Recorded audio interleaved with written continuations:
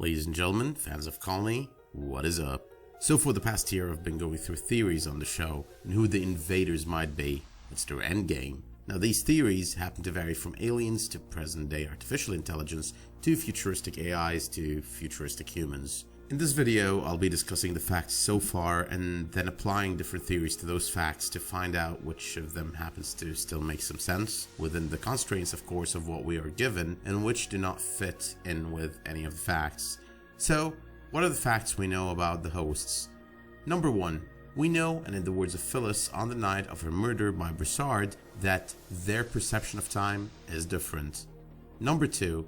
Alan Snyder mentioned he met them and the experience made him realize how insignificant humans are, and regardless of the fact that he never reported to them directly, we did see him meet one as part of his interview for the LA proxy job in the events of the flashback on the season 2 premiere. But number 3, Alan Snyder hinted on season 1 that there was some contact between the hosts and the humans before the arrival.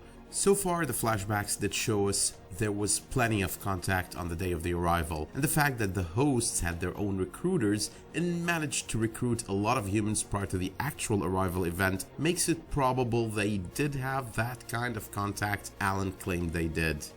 But number 4.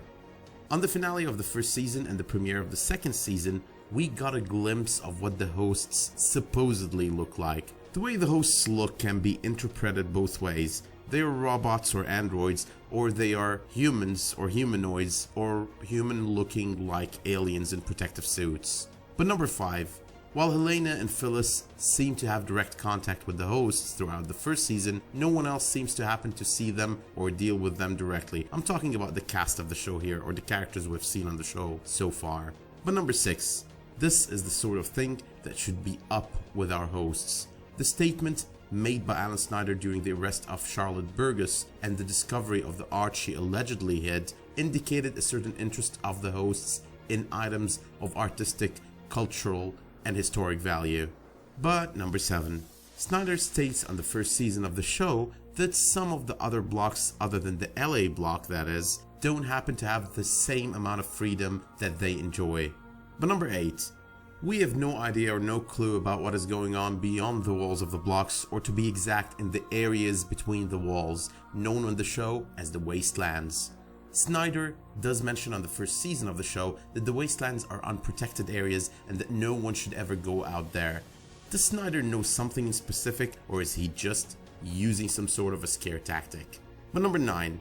The hosts are never clearly identified as aliens. There is a lot of ambiguity surrounding them, so we don't know who they are and their intentions are most definitely unclear. But number 10. While we expected to see people killed in the factory, we end up seeing them getting decontaminated before they get to wear masks and scrubs. One of the people we've seen taken to the factory is Carlos, and later on down the road we saw him looking out of a window, only for us to speculate that he might be on the moon as the landscape indicates. Now later on, our speculations come to be proven true when Bram and his teacher Mr. Carson use a telescope to view what they believe is a host facility on the moon. The decontamination could also indicate that they are meeting hosts and that those hosts are very sensitive to germs that humans might carry. So to sum up the facts, the hosts experience time differently than humans. They're quite superior to them. They have been planning their arrival way before the actual arrival event. They could be humans, human-like, or androids. Only a few people have actually seen them. They're interested in items of cultural and artistic value. They have different blocks run differently through proxies. They have something weird going on in the wastelands between the blocks. They were never identified as aliens, and their intentions were never made clear. And finally, they don't really kill people in the factory, but decontaminate them and beam them to their lunar facility. But what about the different theories? Number 1. The hosts are humans, futuristic humans with advanced technology who came to control the world and change the future in which mankind is facing their own extinction. While this theory sounds eloquent and pretty amazing at first, it does have one major hole drilling through it, making it almost debunked. Stress here on the almost. That is, of course, if we assume the facts we have been given were to be true enough to be taken at face value. So the statement made by Phyllis about how the hosts perceive time differently makes the possibility of the invaders being humans slim to none. But there's of course a reason why I use the word almost before the word debunked. It is Carlton Cuse after all, and when we think Cuse, we think Lost. And when we think Lost, we remember Daniel Faraday explaining to Jack how their perception of time on the island is different than that of people on the outside, and that time pretty much passes slower on the island. But that would probably mean that the host's location of residence at the moment is similar to the island on Lost in terms of how time works. Now here's all that we have to support this theory. If what we saw on the season 1 finale and the second season premiere is a protective suit and not a robotic body, that would go towards the extinction theory, along with how people taken to the factory end up being decontaminated. This would also explain why they have as limited contact with other people as possible, along with the fact that they wouldn't want anyone to find they are nothing but fellow humans. This theory would definitely not explain what is going on in the wastelands between the blocks, why they ended up splitting the world into blocks, why the different blocks have varying levels of freedom, and why they're collecting art and valuables. The facility on the moon as well would not make sense if this theory were to be true, at least nothing that I could think of. But number 2, they're aliens trying to plant the human seed on another planet, perhaps on the moon, considering there is a host facility up there that we already know exists. Now this theory is kind of viable. It could give a solid explanation for how they experience time differently than humans, considering they are not humans. It would as well explain why they are using the protective suits, assuming they might have a weaker immunity than humans, which would also go to explain why they decontaminate humans they take to the factory. But more importantly, this theory would go beyond these points to explain what they're doing with the wastelands, possibly beaming resources to be used by the newly planted human race elsewhere. That would also have a chance at explaining why they're collecting art and valuables that are basically part of human history and the human culture that is to be rebooted pretty much. However, this theory still has the drawback of seemingly not being capable of explaining the way different blocks are run and why some blocks have more freedom than others. Then again, it is possible for Alan Snyder to have said all that to keep solid control over things. I mean, we're not really sure this is the case, and lying happens to be one of his strong suits. But number 3. Now this one is pretty much a variation of the previous theory, only it states that what the aliens or whoever these invaders are doing happens to be isolating the children in order to use them to jumpstart the human race elsewhere. Now Charlie's case is being cited in the creation of this theory. This theory happens to work with the same set of facts that the previous theory worked with and fails to explain other facts that the previous theory failed to explain, including varying levels of freedom and hence different forms of government. But this theory happens to come with an even bigger flaw than the previous one. Now, if this was the objective, why would they allow the kids they intend to use to plant the seed of a new human race elsewhere to become criminals or follow in the lead of criminals like the cases with Charlie and Solomon? But number 4, there's the theory that the Raps are basically mankind's ancestors who planted seeds of humanity all over the universe and are now back for one reason or the other. Some say it could be that we're ruining the planet. But for them to be mankind's ancestors, they have got to have some sort of time travel ability or equipment in order to kind of visit Earth thousands of years after planting the seed. Now this one would actually be a genuine idea rather than the whole predictable alien theories, but however the time travel part is kind of very predictable as well. But number 5, some fan theories cited the Rap logo of the hosts as a sign towards them being more alien than anything else, aliens of more of an avian or reptilian nature. But this theory goes more towards what they are rather than what their agenda happens to be. But number 6. Now this one is about the hosts being ancient humanoids with fading and dying immortal bodies, and they're just using the decontaminated beam to the moon humans as new vessels to occupy and continue on. So this one could actually work and be a good theory. However, I don't see how that explains a bunch of things, including the art being beamed to the hosts. Now, the ancient and immortal body part of this theory, though, does explain how they could be different in terms of how they perceive time.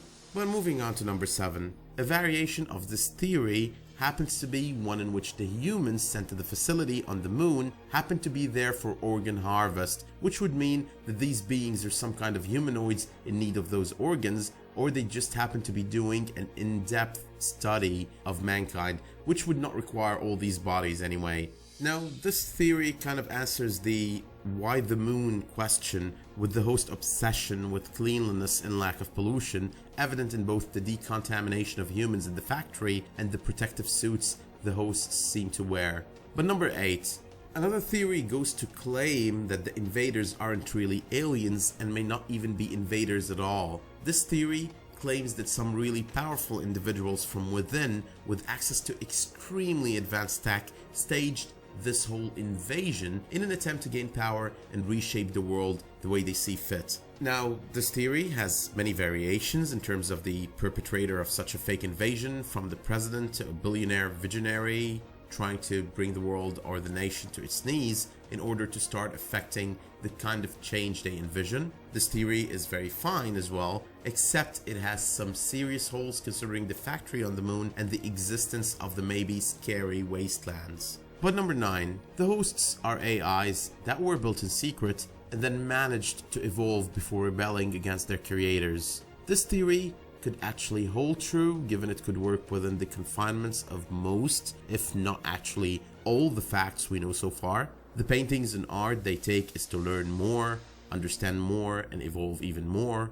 They don't want to kill humans, all they want is to dominate and understand their creators even further, hence the factory on the moon. The suits they wear are not really suits, but rather their natural form. They try to avoid being seen in order to make sure no one understands their true nature. The only thing that makes it hard to believe it to the fullest, though, is the question of how do they experience time differently. Last but not least, number 10. I call this one the Nazi theory, but this one is too long to explain in a video with other theories. However, I'll try to give you the short version for now. A Redditor managed to cite a lot of similarities between things we've seen throughout season 1 and the Nazis, or in other words, the way the Nazis managed things. And this does not necessarily mean these people are descendants of Nazis who hold the same thoughts and beliefs, but rather a race of aliens, AIs, or even humans with a similar mindset. I'll give you a couple of quick examples before I end this video. So the wall districts, or in this case blocks, are similar to the ghettos in Nazi-occupied Europe, with local police forces keeping order in the blocks, just like the Jewish ghetto police, among of course other similarities. I will try to actually revisit this theory in other videos of course, but before I end this video, I'm going to be summing up the theories I just listed on who the hosts happen to be and what their endgame is. The theories vary in viewing who the hosts are, from some sort of avian-like creatures to reptilian-like creatures to humanoids to ancient humanoids to our regular earthly humans to rebellious AIs to aliens. They come from the future, the past, or the present in terms of time and in terms of location, from within Earth itself or another planet. Now, these theories also vary in terms of objective, from trying to stop our destruction of Earth to serving their own agendas in terms of either having what they believe is a greater vision for the planet, or saving themselves from extinction, or bringing about a Nazi-like rule. Other objectives included saving mankind from extinction to planting the seed of humanity on another planet, and finally using the children to reboot mankind. All in all, there is not one theory we could just believe in and take as the ultimate theory, especially that the majority of these theories happen to be flawed and contradicting with one or more of the facts we know so far. However, if I had to pick one, I would say aliens, considering how predictable TV is, but more in a Childhood's End style, which was a badly made miniseries with a pretty decent idea that could have been done way better. So if you remember Childhood's End, it was basically all about an invasion by beings from outer space targeting the destruction of Earth after giving mankind years of peace and happiness, but not before having the children who have developed special powers join the overlords, the equivalent of the hosts on that show. That being said, let me know in the comments which theory you think is closer to being true, or if you have an even more convincing theory of your own. In the meanwhile, I'll be working on bringing you more theories on Colony among other shows, But until then, tune in later this week to check my reviews of the new episodes of Gotham, Agents of S.H.I.E.L.D., The Blacklist, and Colony. And don't forget to check my reviews of the Amazon original Sneaky Pete, starring Giovanni Ribisi and Bryan Cranston, and of course, Travelers, starring Eric McCormack. And as usual, if you like this video, let me know by dropping me a like, and if you want to see more where this came from, let me know by subscribing as well. Thank you all for watching, and I'll see you soon.